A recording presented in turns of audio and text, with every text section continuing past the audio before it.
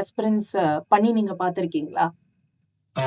என்னோட என்னோட ஃப்ரெண்ட் ஒருத்தவங்க ஆக்சுவலா இந்த இயர் இல்ல லாஸ்ட் இயர் அவங்க லாஸ்ட் இயர் அதாவது என்னோட 1 இயர் பிஃபோர் அவங்க என்ன பண்ணிருந்தாங்க அப்படின்னா இல்ல இந்த லாஸ்ட் இயர் அது 2025 நான் அப்ளை பண்ணும்போது அவங்க வந்து ஒரு ஒரு கோச்சிங் சென்டர்ல படிச்சிருந்தாங்க.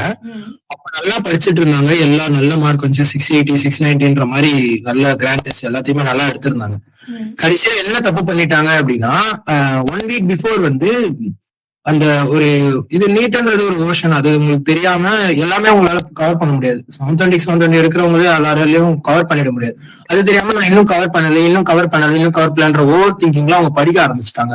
ஆனா அதுல வந்து ஒரு கட்டத்துல ஒரு கொஸ்டின் பிராக்டிஸ்க்கு சரியா ஹெல்ப்ஃபுல்லா இல்ல அவங்களுக்கு.